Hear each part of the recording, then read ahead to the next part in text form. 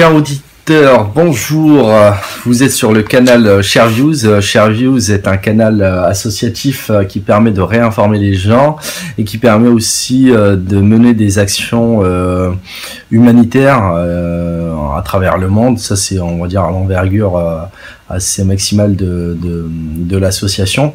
Mais dans un premier temps, il essaie essentiellement de relayer des articles, de faire des vidéos satiriques sur plein de sujets essentiellement politiques et aussi donner des interviews, échanges, débats avec plusieurs personnalités connues ou moins connues. Aujourd'hui, nous avons le plaisir de recevoir Youssef Indy. Youssef Indy, salut. Salut, Othman. Donc, pour te présenter, dans un premier temps, tu es historien de formation. Tu as, comme tu as dit auparavant, tu as fait essentiellement de l'histoire de l'eschatologie. Du messianisme eschatologique. L'histoire des idées. Voilà, l'eschatologie, donc pour ceux qui ne sauraient pas, c'est la vision. C'est la science de la fin des temps. Ouais, la science de la fin des temps selon les religions, les différentes religions. Donc tu es un peu spécialisé dans ce domaine-là. Tu as écrit un premier bouquin qui s'appelle Occident et Islam, qui est paru, je pense, en septembre 2015. Septembre 2015. Oui, septembre 2015, et qui traite de l'eschatologie. C'est le tome 1. C'est le tome 1, c'est la première. Tome 1 avec comme sous-titre Sources et genèse messianique du sionisme, de l'Europe médiévale au choc des civilisations. Exactement. Donc du coup, aux éditions Sigest, préfacé par monsieur Jean-Michel Vernochet. Donc du coup, histoire de te présenter, je vais te laisser te présenter un petit peu plus amplement et aussi nous parler très brièvement de ton bouquin et de ce qui t'a amené à faire ton bouquin, encore une fois. Alors, je m'étais déjà présenté, mais je vais le refaire lors de notre premier entretien ensemble. Exactement. Je m'appelle Youssef Indy, je suis d'origine marocaine. Oui.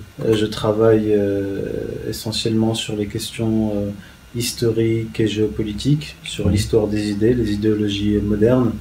Mon premier ouvrage porte sur l'origine messianique du sionisme, de la stratégie du choc des civilisations et de la construction du judéo-christianisme.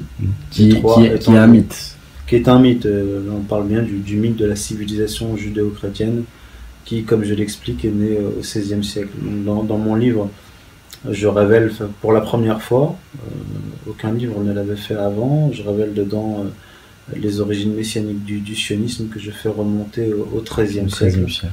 Donc dans le livre, je fais un déroulé historique du XIIIe siècle à nos jours et je montre comment cette idée messianique de rapatriement des Juifs en Terre Sainte pour hâter la venue du Messie a très largement influé sur l'histoire moderne. À travers les différents empires ancestraux. Oui, je dirais pas ancestraux, mais l'idée démarre dans la tête d'un kabbaliste espagnol du nom de Moïse Nahmanide. Donc il décrète que le peuple juif peut hâter la venue du Messie par une augmentation des actes de piété. Et il ajoute que voilà à quoi nous reconnaîtrons voilà à quoi nous reconnaîtrons le véritable Messie. Il ira auprès du pape et ordonnera au pape de libérer le peuple juif. Donc, à partir de là, il va faire naître des vocations et son idée va entrer en expansion et va influer un certain nombre de courants historiques. Oui. Donc ça, c'est ce que on a abordé essentiellement lors de la première vidéo où tu parlais aussi de Solomon Molko, d'Abou Lafia, David Reveni, etc., etc. Donc pour ceux qui s'intéresseraient essentiellement à la genèse de cette idée-là et comment elle a parcouru les siècles, se référer essentiellement à la première vidéo qu'on avait fait auparavant. Donc c'est vrai que nous avons beaucoup échangé la dernière fois, mais c'est vrai qu'on s'est pas trop attardé, on va dire, sur une idéologie, le wahhabisme, et on n'a pas trop réellement parler de sa genèse. Donc, est-ce que tu pourrais déjà nous parler en gros, mais vraiment en gros, de façon superficielle, du wahhabisme, et puis après nous parler du fait comment est né les différents réformismes par la suite, les réformismes islamiques.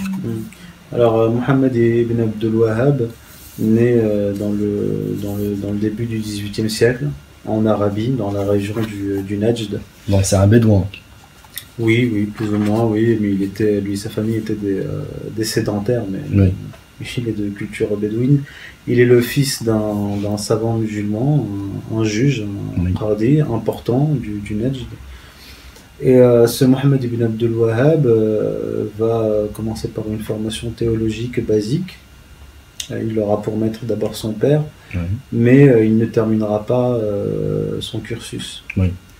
Il partira, il voyagera notamment dans le Hejaz, on appelle le Hejaz.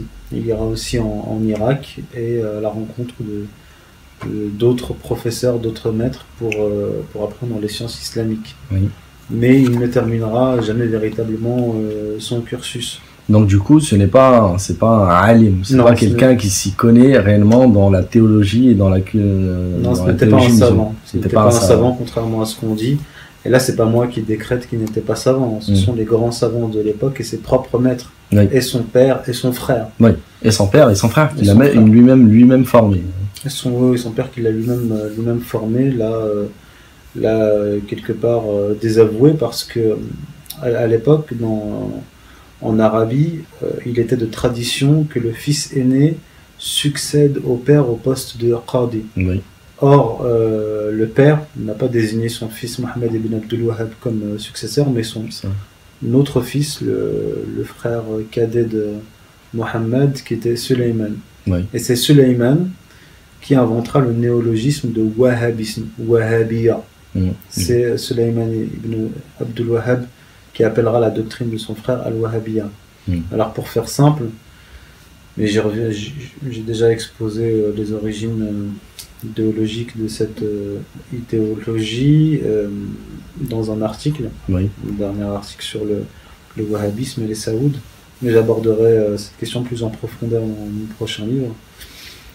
Mohammed ibn Abdul Wahhab apparaît dans une époque où il y a apparemment un certain nombre d'innovations, et surtout pas l'adoration des saints, ni le culte des saints, mais les Arabes à l'époque, pas seulement les Arabes, avaient pour habitude, coutume de se rendre sur les tombes des chouyours, des saints, des compagnons du prophète et même du prophète, pour demander leur intercession. Mohammed ibn Abdul Wahhab va considérer cela comme une grande apostasie, comme de la mécréance, et va décréter que les musulmans sont en réalité des mécréants. Rien que ça. Il va même plus loin en disant que même les païens de Quraysh, de l'époque du prophète, étaient plus croyants, plus monothéistes, on va dire, que les musulmans de son époque. Il va s'allier dans la foulée au milieu du XVIIIe siècle au chef de la tribu des Saouds.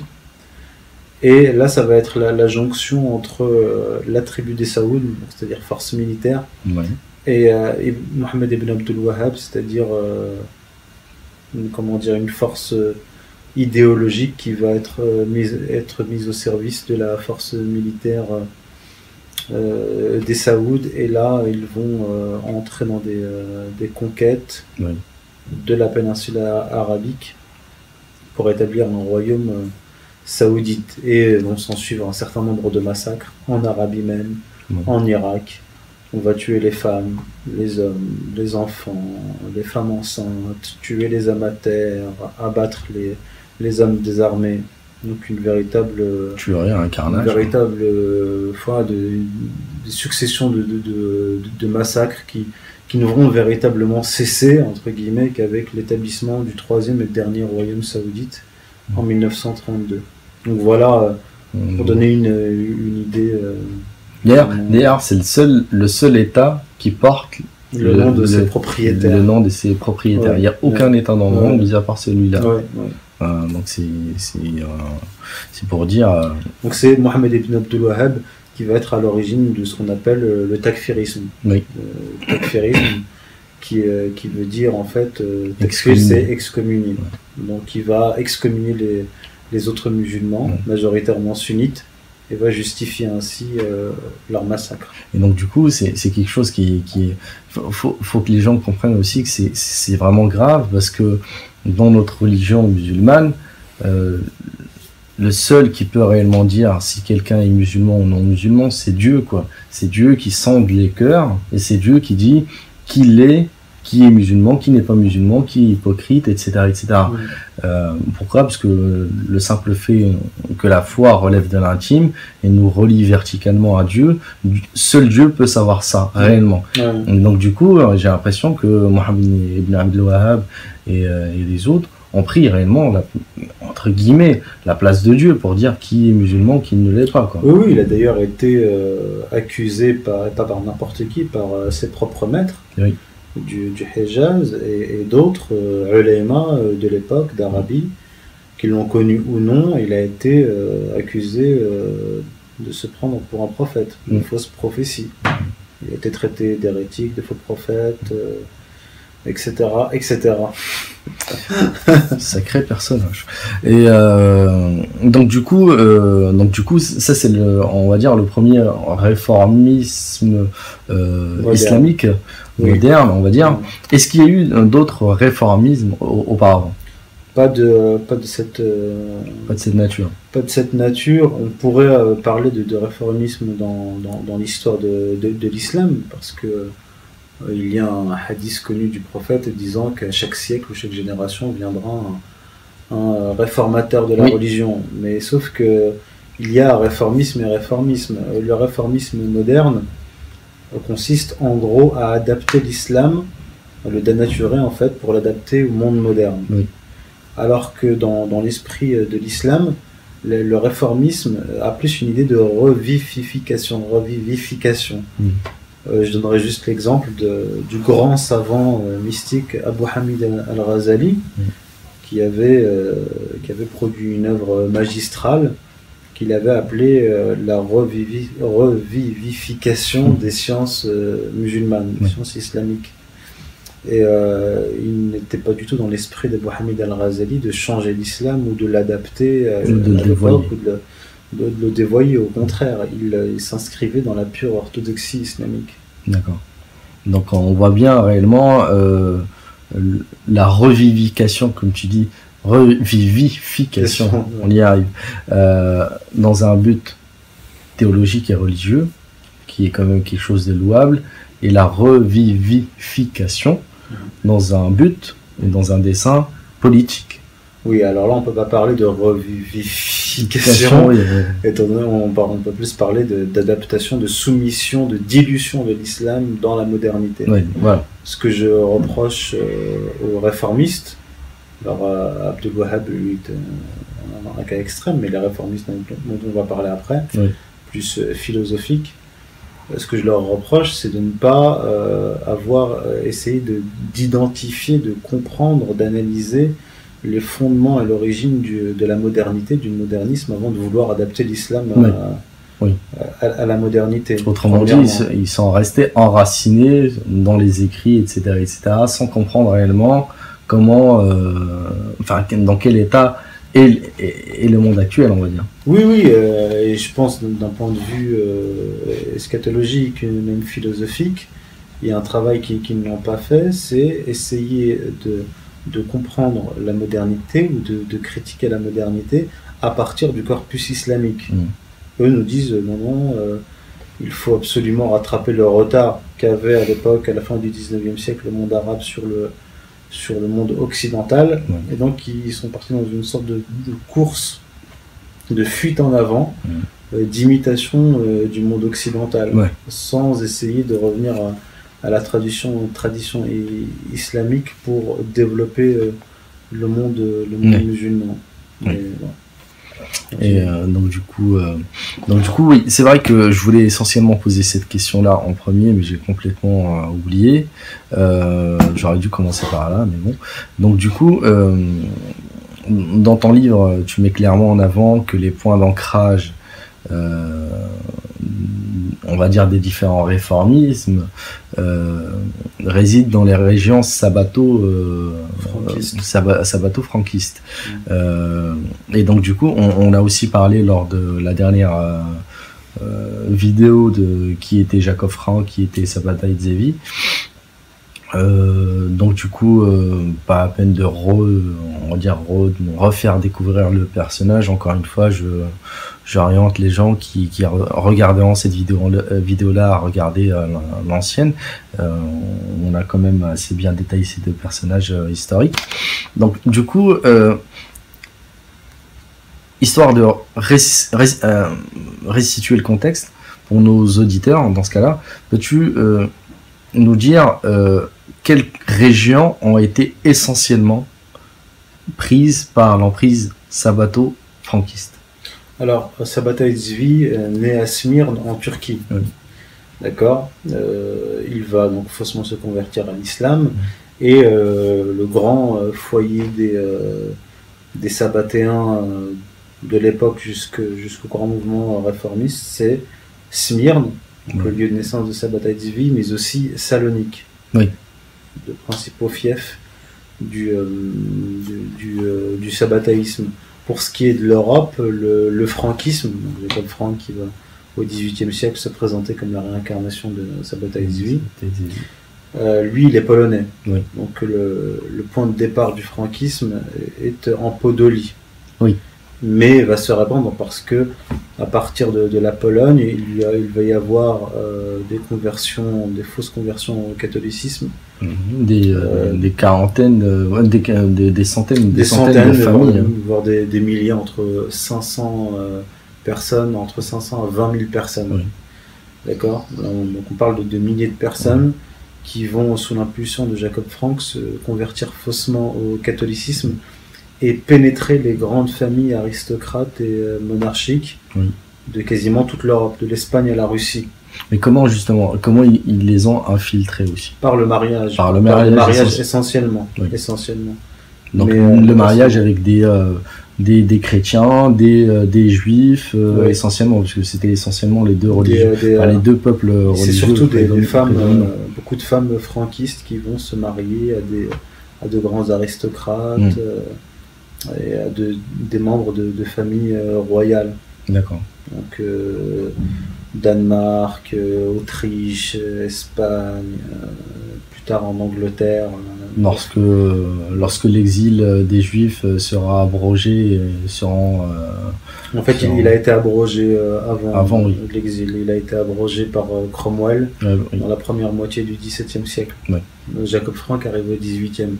Donc ils infiltrent la cour des tsars en Russie. Bref, on a véritablement un balayage franquiste dans toute l'Europe. Et en parallèle, on a des familles sabbatéennes qui, en Turquie, vont se convertir successivement, faussement, à l'islam. Oui. Et sur l'ordre de Sabbatai Tzvi qui va leur ordonner de rester ensemble, groupés, comme un bataillon. Oui. Comme un bataillon contre l'ennemi désigné qu'est l'islam. Il va s'agir là d'infiltrer l'islam pour le détruire de l'intérieur. Voilà, là on est dans la seconde moitié, vers la fin du XVIIe siècle. Et c'est ce qui a donné aussi l'émergence des familles comme les Dönme, par la suite. En fait, les sabbatéens, ceux qu'on appelle les Dönme sont les sabbatéens. Sont les sabbatéens directement. Dönme en turc veut dire en fait apostat. Faux musulman. Voilà, c'est apostat. Oui. Dönme, c'est apostat. Et c'est de ce mouvement, les Dönme, que vont émerger les jeunes Turcs. Oui. Alors là, on arrive au XVIIIe siècle. Oui. En 1738 apparaît la première loge maçonnique en Turquie, à Smyrne, c'est-à-dire dans le lieu de naissance de Sabbatai Tzvi. Oui. En parallèle, une autre loge maçonnique va être créée, donc la même année, en Syrie, à Alep. À Alep en 1738. Et ensuite, tout au long du XVIIIe siècle, ce mouvement Dönme qui va ensuite donner naissance aux jeunes Turcs va travailler l'Empire ottoman de l'intérieur pour le détruire.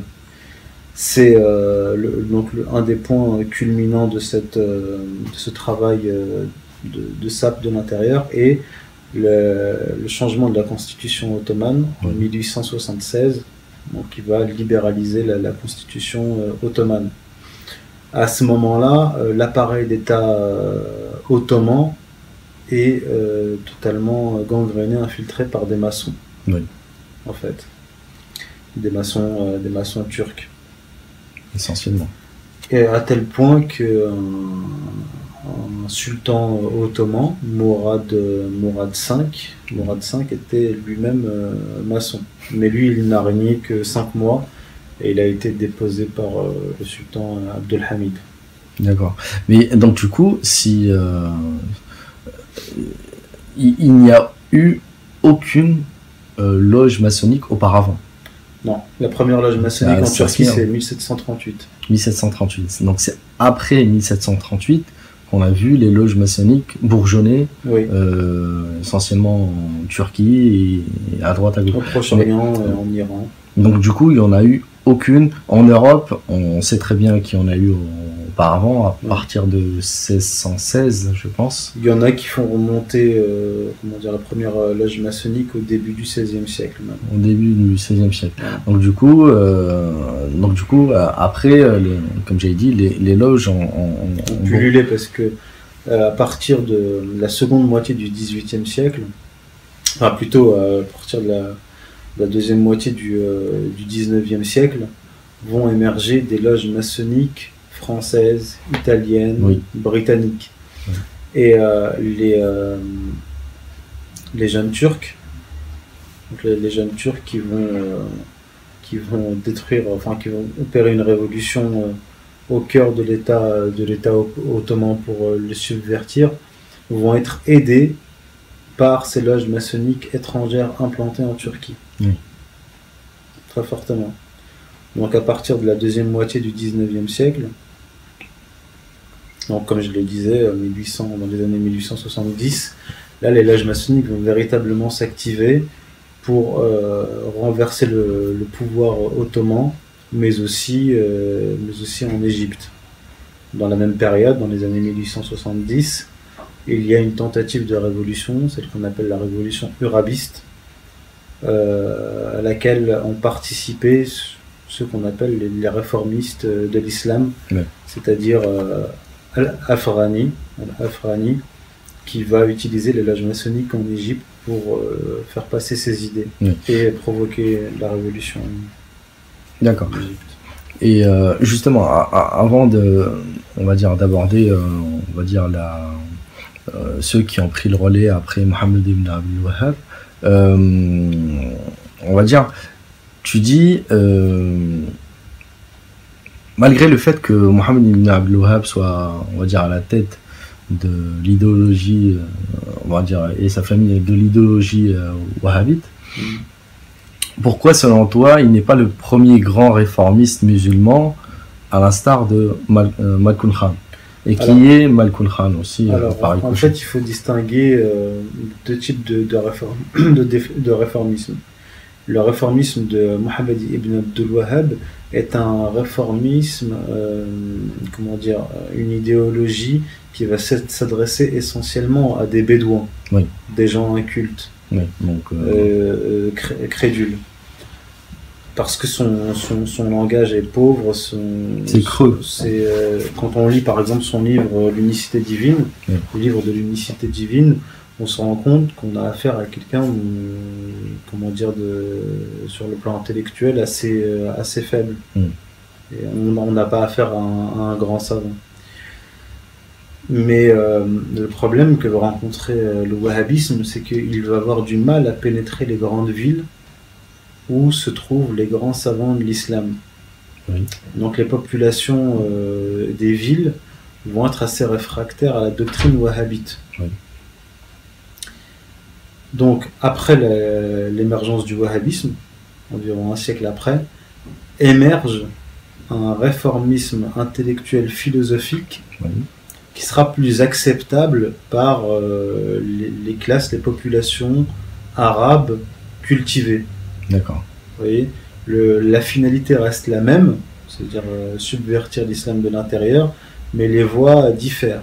Ouais. Donc ce qu'on appelle traditionnellement le réformisme islamique, c'est ce réformisme intellectuel, philosophique, qui va naître dans le courant du 19e siècle. Ouais. Via Malkoun Khan. Alors le premier des grands réformistes qu'on peut identifier, que j'identifie dans mon livre, c'est Malkoun Khan, qui est un Arménien iranien converti à l'islam chiite, qui va créer la première loge maçonnique en Iran au milieu du 19e siècle, la Faramouch Khana. Ouais.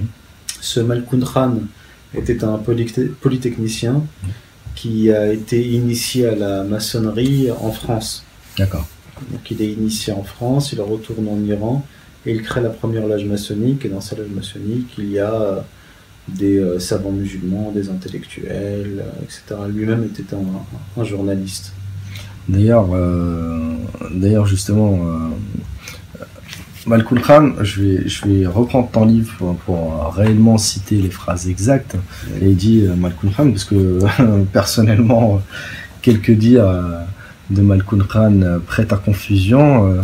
Alors là, c'est pas de dire directement de Malkoun Khan, mais ouais. c'est Thierry Zarkon qui rapporte en substance, qui explique en substance l'idéologie et le projet de Malkoun Khan. De Malkoun Khan. Ouais. Mais en tout cas, oui, à en lire en tout cas ces mots, ces mots-là, c'est un pronom démonstratif et non pas possessif. J'avais l'impression d'entendre un Vincent Payon, quoi, enfin un franc-maçon de gauche, quoi. Donc du coup, je vais en lire quelques-unes. Ouais. Donc il considère, lui, il est avant tout le partisan d'une religion de l'humanité, que l'on peut apparenter à la religion naturelle de Rousseau, dont les juifs, les chrétiens, les musulmans et les païens ne seraient que les hérétiques et les schismatiques. Il décide ainsi que le suggère Nikki Keddie, de diffuser cette religion parce qu'il pense qu'elle pourra présenter les idées occidentales aux Iraniens en des termes religieux qui rendraient celles-ci plus acceptables. Donc, c'est ce que tu disais. Donc, monde et religion à l'arrivée sans Dieu, puisque c'est l'humanité qui se trouvera déifiée. Religion athée, dont les grands prêtres constitueront la caste sacerdotale des droits de l'homme. Donc, je veux dire, c'est effrayant, c'est pas n'importe quoi. Ouais. Donc du coup, on voit réellement le projet idéologique et politique aussi derrière ces idées-là. Ouais. Donc du coup, Malkoun Khan va essentiellement, on va dire, est-ce qu'il va aider à faire pulluler encore plus de loges franc-maçonnes maçonniques en Iran? Oui, parce que ce mouvement va culminer en 1905-1906 avec une réforme de la constitution iranienne, oui. Tout comme en Turquie en 1876. Donc on va réformer la constitution iranienne pour la libéraliser. Est-ce qu'on peut faire aussi un paradoxe, un parallèle avec la Révolution française ou non? Oui, bien sûr, parce qu'on va voir que les révolutionnaires réformistes de type jeune turc, réformistes intellectuels qui vont participer aussi à ces révolutions, partagent tous les mêmes idées, les mêmes idéaux et la même idéologie. C'est-à-dire abattre la religion traditionnelle, comme en France, abattre le catholicisme. Au Proche-Orient, ça va être abattre l'islam et abattre les institutions traditionnelles. Oui. Vous voyez ? Donc on va, en France, se débarrasser de la monarchie. Oui. Et on va, dans le monde musulman, se débarrasser du califat. Oui. Mais, comme j'ai pu l'observer, mon idée, c'est qu'en histoire, en sciences politiques, on ne peut jamais distinguer l'idéologie et la structure. Oui. Si on détruit l'idéologie, la structure s'effondre. Et si on détruit la structure, on affaiblit l'idéologie.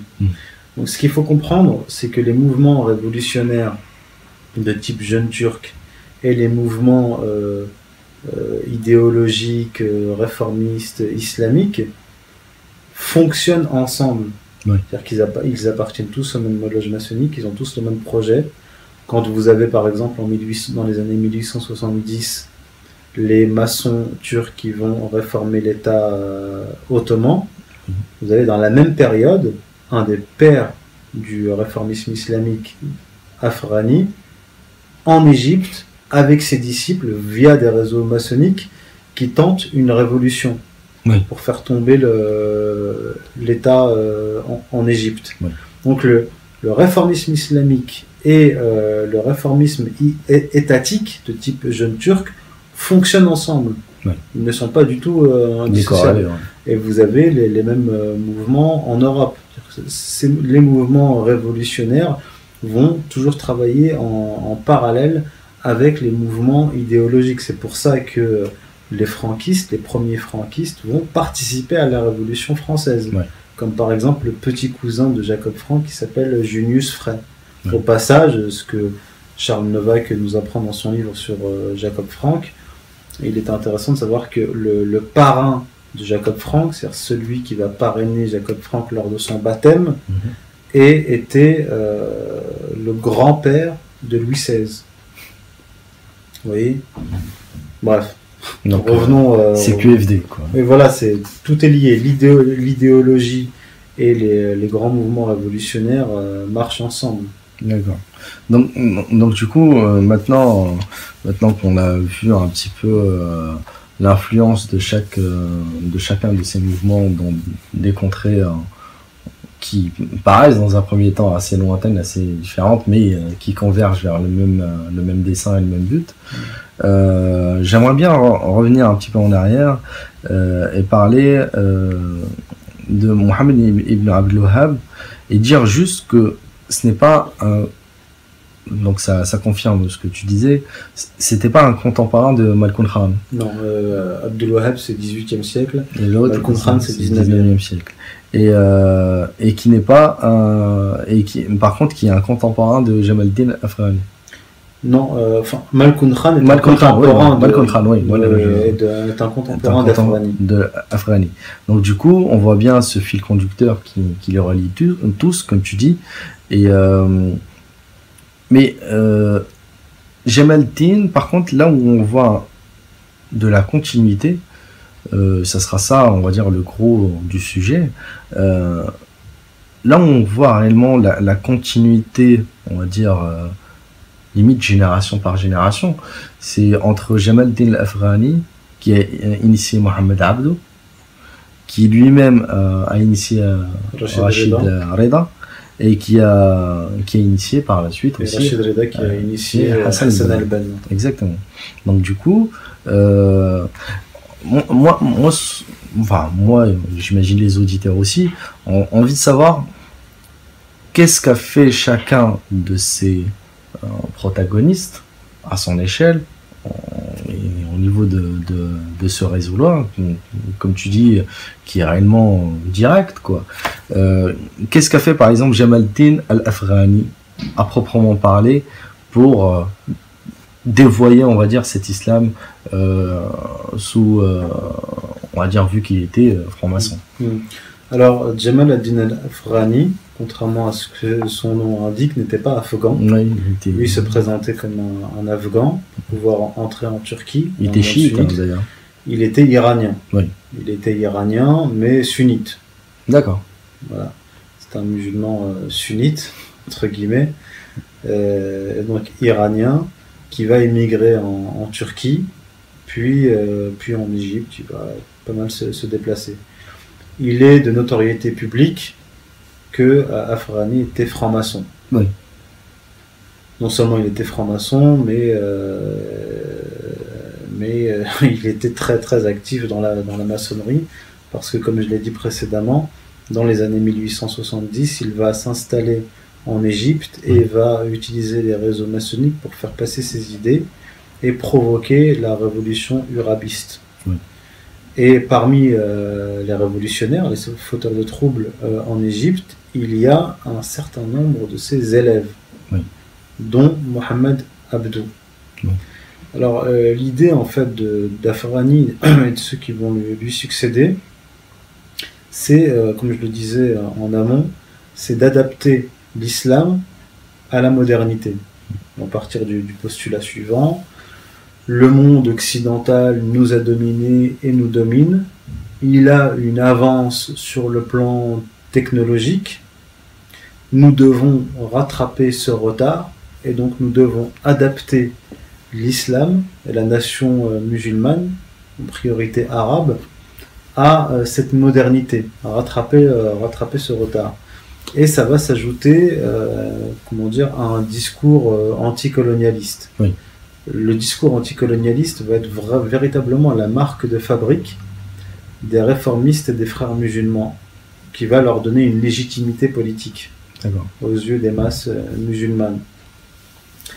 Il y a des écrits extrêmement troubles d'Afrani que je rapporte dans mon livre, dont on a parlé aussi dont on a déjà parlé dans la précédente conférence, des propos assez troubles de lui-même et de son élève Mohamed Abdou. Oui. Mohamed Abdou, qui, comme je l'ai dit, a participé à la révolution irabiste en Égypte dans les années 1870.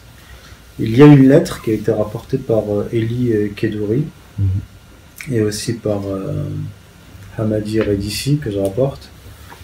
Une lettre de Mohamed Abdou envoyée à son maître Jamal ad-Din al-Afrani après que celui-ci ait écrit dans un journal français que la religion musulmane et autres ont toujours été ennemis de la science et qu'il fallait en gros se débarrasser de la religion pour s'émanciper. Exactement. C'était une réponse à Ernest Renan qui avait fait une conférence sur l'islam et les sciences. Donc déjà, ce qu'on peut dire, c'est que Afrani, dans son propos, ment, parce que lorsqu'on connaît un tant soit peu l'histoire de la civilisation musulmane, on sait que religion et science en islam sont des sœurs jumelles, intimement liées. C'est la religion qui a été le moteur du développement scientifique et civilisationnel dans le monde musulman. Et son élève va lui reprocher, Mohamed Abdou va lui reprocher dans une lettre d'avoir révélé leur secret. Oui. Il commence sa lettre en évoquant le lien mystique qui les unit, puis il termine en disant en arabe La naqta'a ras ad-din illa bis-sayf ad-din, qui signifie nous ne coupons la tête de la religion que par l'épée de la religion. Exactement. Alors on pourrait croire que cette lettre est un faux, que là on a affaire à des théories du complot, mais ce qui est intéressant, c'est que ce même Mohamed Abdou, au début du XXe siècle, va devenir grand moufti en Égypte. Et il va être soutenu par les Britanniques dans le but de réformer le centre intellectuel du monde musulman sunnite qu'est l'université d'Al-Azhar.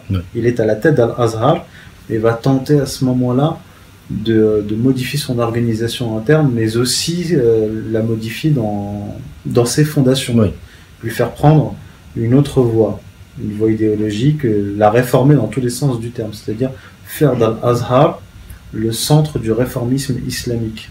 Ce qui était aussi normal, entre guillemets, à ses yeux, parce que ces mêmes ulama de Al-Azhar l'ont critiqué, tout comme ils ont critiqué Mohamed ibn Abdul Wahhab, etc. Alors, ils ont été très très virulents. Alors, Al-Azhar a, jusqu'à nos jours, plus ou moins été préservé du wahhabisme et du réformisme. Et du réformisme qu'on a un peu moins, parce qu'on a des ulama Al-Azhar, dont un qui a écrit un livre récemment, dont j'ai oublié le nom, qui nous expliquait que le califat en fait n'avait rien d'islamique. Donc ça c'est une autre question que j'aborderai dans un prochain ouvrage. Mais Al-Azhar va être donc le centre intellectuel qui va combattre le wahhabisme. Et là où ça va véritablement apparaître, c'est après Mohamed Abdou avec son élève Rachid Rida. Rachid Rida est très intéressant parce que il est à la fois un élève de Mohamed Abdou, mais il est aussi le maître lui-même de Hassan al-Banna qui va fonder les Frères musulmans. Oui. Et là où Rachid Rida est intéressant, c'est qu'il va être, lui et les autres élèves de Mohamed Abdou, il va être de ceux qui vont faire le pont entre le réformisme islamique philosophique, intellectuel, et le wahhabisme. Il va défendre le wahhabisme. Oui.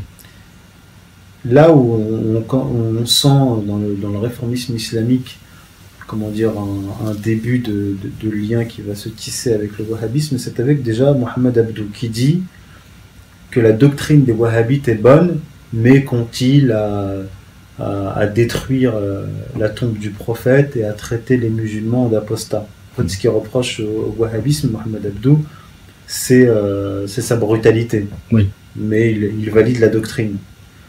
Rachid Rida, son élève, et les autres élèves vont aller beaucoup plus loin.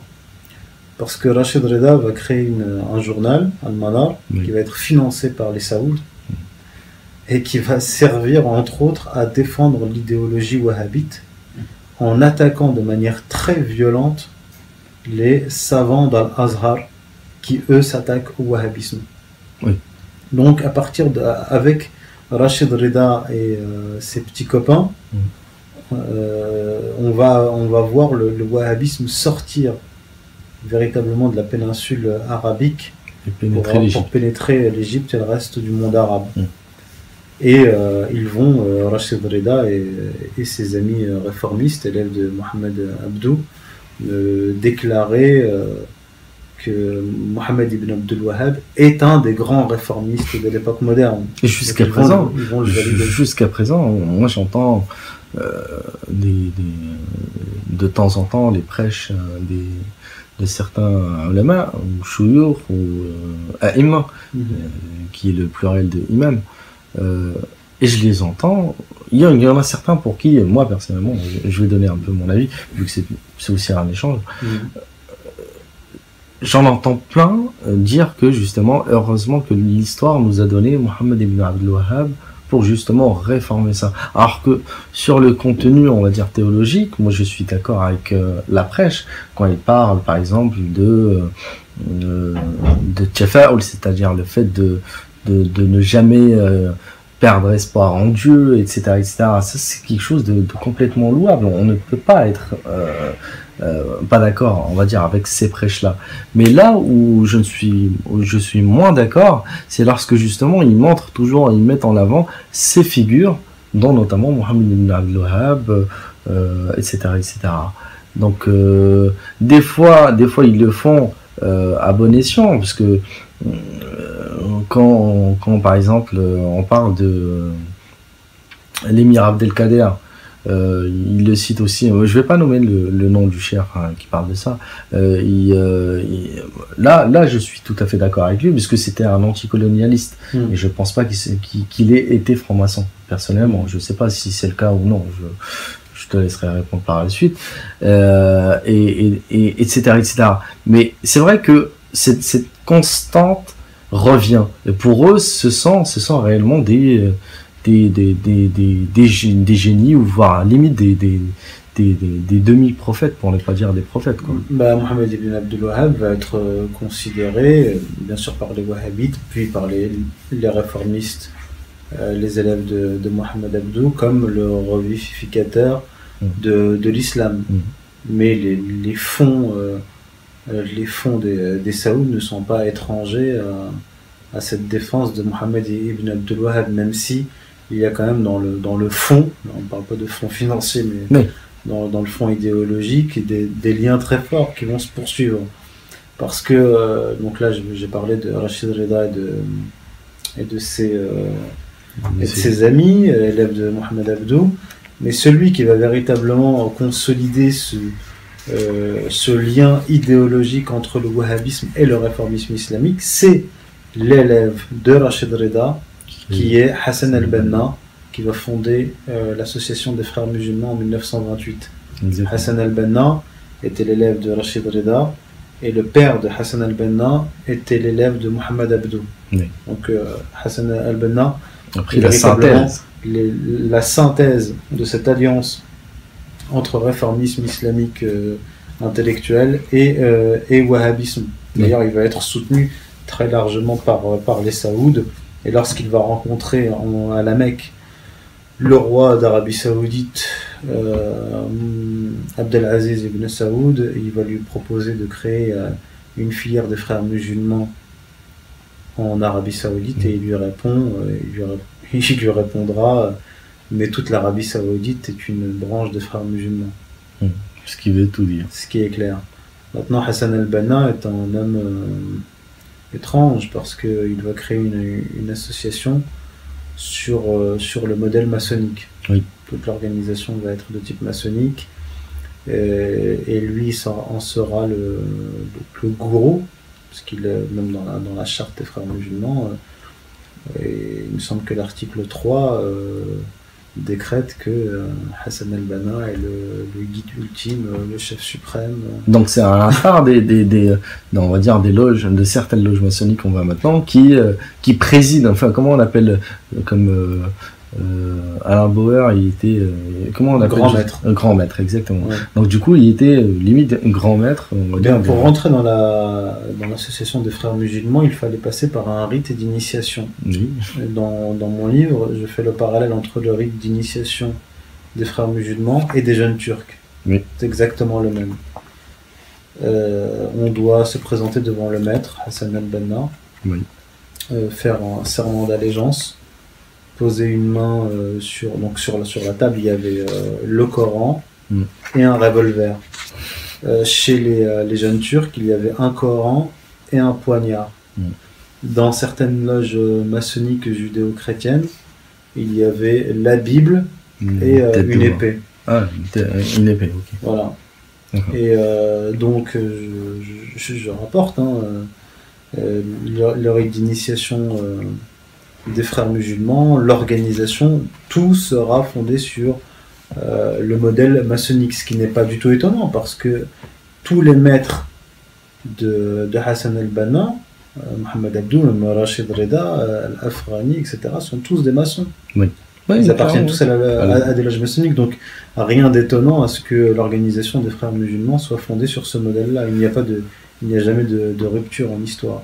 Mais est-ce que le secret, ou du moins la discrétion des loges, des différentes loges, était aussi, on va dire, aussi brutale que maintenant? Parce que c'est vrai que maintenant, avant, elles étaient un peu discrètes.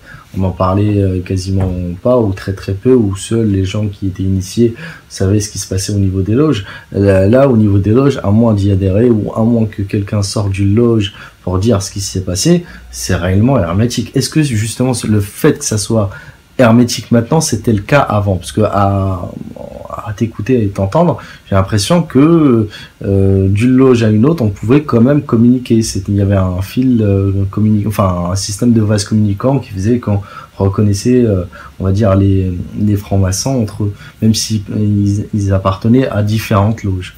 Oui, alors surtout à l'époque, en ce qui nous concerne, c'est-à-dire l'époque des grandes révolutions dans le monde musulman, au XIXe siècle, et même au XIXe siècle, entre les loges maçonniques européennes et asiatiques, oui. et d'Asie mineure, il y avait des liens permanents. Oui. Parce qu'on sait, documents à l'appui, qu'il y avait des liens très étroits entre les franquistes européens oui. et les sabbatéens de Turquie jusqu'à la fin du XIXe siècle.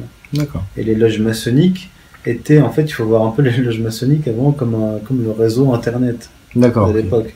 Ça permettait de se coordonner, de coordonner des attaques contre l'État, des révolutions, comme je le disais. C'est pour ça que la révolution jeune turque a si bien réussi. Ouais. C'est pour ça aussi qu'ils ont pu entreprendre en début de révolution en Égypte. Et que plus tard, lors du démantèlement de l'Empire ottoman, des sociétés secrètes arabes à l'intérieur de l'armée ottomane ont servi au démantèlement de l'Empire ottoman. Oui. Il ne faut pas oublier que tout ce mouvement réformiste, anticolonialiste, etc., qui d'ailleurs avait des liens. C'est bizarre parce que un homme comme Mohamed Abdou avait des liens très étroits avec les Britanniques, qu'il était censé combattre. Tous ces mouvements-là réformistes vont être des mouvements, comment dire, panarabistes. Ils vont c'est étrange, c'est le paradoxe, c'est-à-dire qu'ils vont prétendre défendre l'islam, mais en même temps ils vont défendre ce qui va faire éclater le monde musulman, c'est-à-dire le nationalisme arabe. Rachid Rida va parler d'une supériorité des Arabes en islam par rapport aux autres musulmans. Ce qui est complètement aberrant. C'est pour ça que les historiens généralement compartimentent leurs objets d'étude, alors qu'il faut relier tout ça. Et dans mon livre, je mets tout ça dans une perspective historique et géopolitique, et je montre comment tout cela a contribué à l'éclatement de l'Empire ottoman et à l'abolition du califat. Ce qu'il faut bien comprendre, c'est que l'abolition du califat, comme l'abolition de la royauté en France, des régimes traditionnels, est une des étapes majeures du messianisme juif. C'est une étape majeure fondamentale parce que, comme je l'explique au début de mon ouvrage, le projet messianique ne peut pas admettre d'autres religions monothéistes ou non solidement établies. Donc il faut les verrouiller de l'intérieur, les détruire de l'intérieur, détruire aussi leurs institutions, parce que l'idéologie sans institution n'est plus rien, pour que le règne d'Israël, de l'Israël politique et de l'Israël mystique vienne. C'est pour ça que vous avez ensuite, après l'abolition du califat par le jeune turc d'Önmez Sabatéen, Kemal Atatürk en 1924, des réformistes qui viennent nous expliquer qu'en réalité le califat n'avait rien d'islamique. Donc, et c'est vrai, et c'est vrai que c'est bien aussi de donner cette vision, on va dire, globaliste, holiste, on va dire, de l'histoire. Pourquoi? Parce qu'on a, comme tu dis si bien, hein, les historiens s'attardent des fois sur, on va dire, des faits historiques ou des périodes historiques, etc., mais c'est très segmenté justement. Mais il donne pas la vision globale, parce que l'histoire c'est un cours, donc un cours est forcément continu, et qui dit continuité dit forcément continuité de certaines idéologies et de certaines idées etc. Donc c'est vrai que le fait de trop fragmenter les choses donne, on va dire, une vision trouble. Alors que si jamais, c'est comme si on avait un puzzle, il était complètement décomposé, mais si jamais on commence à recomposer plus ou moins, enfin à remettre les différentes pièces maîtresses les unes à côté des autres, on commence déjà à avoir on va dire une vision holiste et globaliste des choses. C'est en partie, je dis pas que c'est un complot, mais c'est en partie pour empêcher le public et les lecteurs d'avoir une vision cohérente de l'histoire. Et c'est pour ça que dans ce livre-là, j'ai fait un déroulé historique de 700 ans. Pour véritablement, c'est pas pour le plaisir, c'est pour donner aux lecteurs une perspective historique de longue durée. Et jusqu'à ce jour, la majorité des lecteurs, en tout cas ceux qui m'ont contacté, peu importe leur catégorie sociale ou niveau intellectuel, m'ont dit que finalement, ils ont réussi, grâce à ce livre, à comprendre le sens des événements actuels. Moi le premier. L'histoire, c'est pas une succession de faits. L'histoire, pour moi, l'histoire a un sens. Et pourquoi est-ce que j'ai fait ce travail-là sur une si longue durée? C'est que mon idée fondamentale est la suivante. L'on ne peut comprendre un mouvement idéologique et un mouvement historique et ses finalités que si l'on revient à ses causes premières, à son origine fondamentale, parce que un mouvement historique, lorsqu'on l'étudie, il peut muter, se transformer, mais l'archétype ne change pas. Donc au final, il retombe sur ses pieds. Et je pense qu'on va le voir là lors de l'entretien, quand on va aborder le réformisme actuellement, et on va voir qu'il y a une parfaite cohérence. Oui, clairement.